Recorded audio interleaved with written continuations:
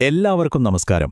ദൈവത്തിന്റെ മഹത്വം എന്ന് നമ്മൾ കേൾക്കുമ്പോൾ എന്താണ് ശരിക്കും നമ്മുടെ മനസ്സിലേക്ക് വരുന്നത്? ഇത് പലപ്പോഴും ആശയക്കുഴപ്പമുണ്ടാക്കുന്ന ഒരു വലിയ വിഷയമാണ്, അല്ലേ? ഒരു പ്രഭാഷണത്തെ അടിസ്ഥാനമാക്കി ഈ ആശയം ലളിതമായി എന്താണെന്നും അത് നമ്മുടെ ജീവിതത്തെ എങ്ങനെയാണ് ബാധിക്കുന്നതെന്നും നമുക്കൊന്ന് നോക്കാം. അപ്പോൾ നമ്മൾ ഈ ഒരു യാത്രയിൽ 5 പ്രധാനപ്പെട്ട കാര്യങ്ങളിലൂടെയാണ് കടന്നുപോകാൻ പോകുന്നത്. ആദ്യം തന്നെ എന്താണ് ഈ പറയുന്ന മഹത്വം? പിന്നെ മനുഷ്യരായ നമുക്ക് ദൈവത്തിന്റെ മഹത്വത്തിൽ നിന്ന് എവിടെയാണ് ഒരു അകൽച്ച വന്നതെന്ന് നോക്കും. അതിനുശേഷം ബൈബിളിൽ ഈ മഹത്വം എങ്ങനെയാണ് വെളിപ്പെട്ടതെന്നതിൻ്റെ ചില കിടിലൻ ഉദാഹരണങ്ങൾ നമ്മൾ കാണും. അതോടൊപ്പം ദൈവത്തിന്റെ നാമത്തിൽ എന്ത് ശക്തിയാണ് ഒളിഞ്ഞിരിക്കുന്നതെന്നും അവസാനം ഈ മഹത്വം നേരിട്ട് കാണുന്നത് ഒരു വ്യക്തിയെ എങ്ങനെ അടിമുടി മാറ്റിമറിക്കുമെന്നും നമ്മൾ മനസ്സിലാക്കാൻ ശ്രമിക്കും. ശരി, അപ്പോൾ നമുക്ക് തുടങ്ങാമല്ലേ? ആദ്യത്തെ ചോദ്യം തന്നെ, എന്താണ് ഈ മഹത്വം? ഇതൊരു വലിയ ആശയമായതുകൊണ്ട് നമുക്ക് ഏറ്റവും എളുപ്പത്തിൽ മനസ്സിലാകുന്ന കാര്യങ്ങളിൽ നിന്ന് തന്നെ തുടങ്ങാം. അതെ, ഇതാണ് നമ്മുടെ ഏറ്റവും അടിസ്ഥാനപരമായ ചോദ്യം. ഈ വിഷയം ലളിതമാക്കാൻ പ്രഭാഷകൻ നമ്മളെ ആദ്യം കൊണ്ടുപോകുന്നത് നമുക്ക് പരിചയമുള്ള മനുഷ്യരുടെ ഇടയിലെ മഹത്വം എന്ന ആശയത്തിലേക്കാണ്. ഇപ്പോൾ നോക്കൂ, മനുഷ്യരുടെ കാര്യത്തിൽ മഹത്വം എന്ന് പറയുന്നത് മറ്റുള്ളവരുടെ ശ്രദ്ധയും പ്രശംസയും പിടിച്ചുപറ്റുന്ന ഒന്നാണ്. അത് ചിലപ്പോൾ ഭയങ്കര അറിവായിരിക്കാം, അല്ലെങ്കിൽ വലിയ സമ്പത്ത്, നല്ല കായിക ബലം, അതുമല്ലെങ്കിൽ അസാധാരണമായ സൗന്ദര്യം. ആളുകൾക്ക് മതിപ്പുളവാക്കുന്ന എന്തും ആഹാ എന്ന് നമ്മളെക്കൊണ്ട് പറയിപ്പിക്കുന്ന ഒന്ന്. ശരി, മനുഷ്യരുടെ മഹത്വത്തെപ്പറ്റി നമ്മൾ സംസാരിച്ചു. പക്ഷേ ഈ പ്രഭാഷണത്തിന്റെ യഥാർത്ഥ കാതൽ അതല്ല. അവിടെയാണ് ഒരു വലിയ ചോദ്യം വരുന്നത്. ദൈവീകമായ മഹത്വത്തിൽ നിന്ന് മനുഷ്യരാശിക്ക് എങ്ങനെയാണ് ഒരു അകൽച്ചയുണ്ടായത്? നമുക്ക് ആ വിടവെന്താണെന്നൊന്ന് പരിശോധിക്കാം.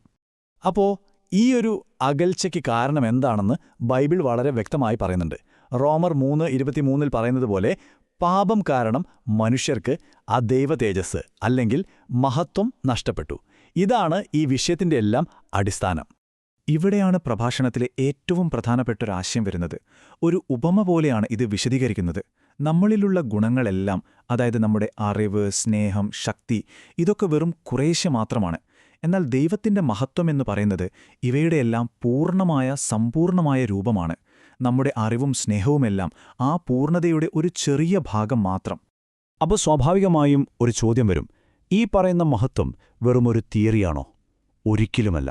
അതെങ്ങനെയാണ് പ്രവൃത്തിയിൽ കാണാൻ കഴിയുന്നത് എന്ന് തെളിയിക്കാൻ പ്രഭാഷണത്തിൽ നിന്ന് 3 ശക്തമായ കഥകളാണ് നമ്മൾ നോക്കാൻ പോകുന്നത്. നമുക്കതിലേക്ക് കടക്കാം. നമ്മുടെ ആദ്യത്തെ ഉദാഹരണം ഒരുപക്ഷെ എല്ലാവർക്കും അറിയാവുന്നൊരു കഥയാണ്, ലാസറിൻ്റേത്. ഓർക്കുന്നില്ലേ? മരിച്ച് കല്ലറയിലടക്കി 4 ദിവസമായ ലാസറിന്റെ അടുത്തേക്ക് യേശു വരുന്നു. അവിടെ വെച്ച് യേശു മാർത്തയോട് പറയുന്ന ഒരു കാര്യമുണ്ട്: വിശ്വസിച്ചാൽ നീ ദൈവത്തിന്റെ മഹത്വം കാണും. കണ്ടോ?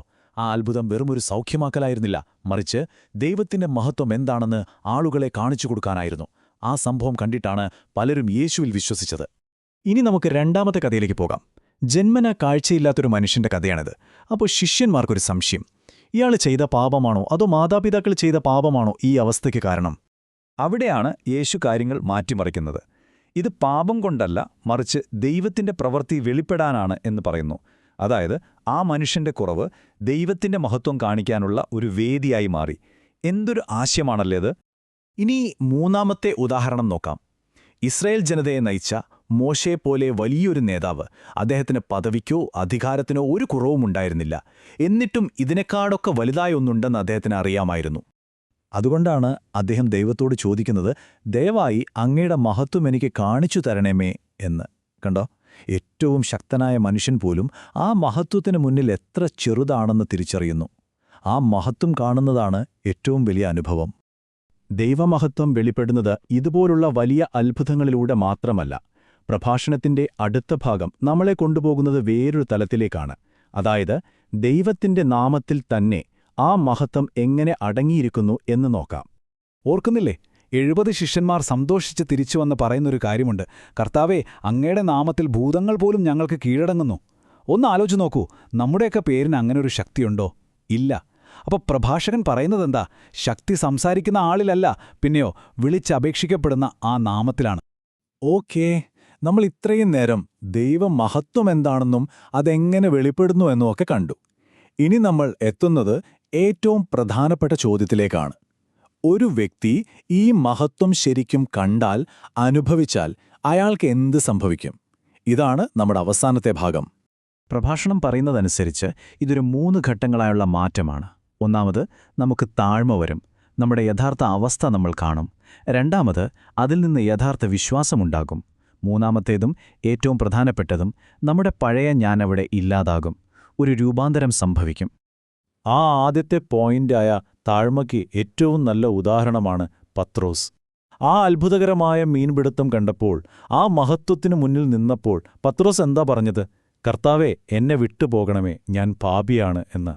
സ്വന്തം കുറവുകൾ അയാൾക്ക് പൂർണ്ണമായി ബോധ്യമായി. ഇനി ആ മൂന്നാമത്തെ സ്റ്റെപ്പ്, അതായത് പൂർണ്ണമായ രൂപാന്തരം. അതിന് പൗലോസിനേക്കാൾ വലിയൊരു ഉദാഹരണമുണ്ടോ? ദമാസ്കസിലേക്കുള്ള വഴിയിൽ വെച്ച് ആ മഹത്വം കണ്ടതിനു ശേഷം അദ്ദേഹം പറയുന്നതെന്താ? ഇനി ജീവിക്കുന്നത് ഞാനല്ല, ക്രിസ്തുവാണെന്നിൽ ജീവിക്കുന്നത്. പഴയ ആൾ അവിടെ തീർന്നു, പുതിയൊരു മനുഷ്യനായി. അപ്പോ ഇതിൽ നിന്നൊക്കെ നമുക്ക് മനസ്സിലാക്കാൻ കഴിയുന്നൊരു കാര്യമുണ്ട്. ദൈവമഹത്വം കാണുക എന്നുള്ളത് വെറുമൊരു ഒറ്റപ്പെട്ട സംഭവം മാത്രമല്ല. അത് നമ്മുടെ ജീവിതത്തെ മൊത്തത്തിൽ മാറ്റിമറിക്കുന്നൊരു അനുഭവമാണ്. നമ്മുടെ ഫോക്കസ് നമ്മളിൽ നിന്ന് ദൈവത്തിലേക്ക് പൂർണ്ണമായും മാറുന്നു. അങ്ങനെ നമ്മൾ ഈ വിശകലനത്തിന്റെ അവസാനത്തിലേക്കെത്തുമ്പോൾ ഒരു ചോദ്യം ബാക്കിയാവുന്നു. ദൈവത്തിന്റെ ഈ മഹത്വം നമ്മളെ രൂപാന്തരപ്പെടുത്താൻ കഴിവുള്ള ഒന്നാണെങ്കിൽ, അത് യഥാർത്ഥത്തിൽ അന്വേഷിക്കുന്നതിൽ നിന്നും അനുഭവിക്കുന്നതിൽ നിന്നും നമ്മളെ തടയുന്ന ഘടകം എന്തായിരിക്കും? ഇതൊരു നല്ല ചിന്തയാണല്ലേ? ഇതിനെക്കുറിച്ച് ആലോചിക്കാം. കണ്ടതിന് നന്ദി.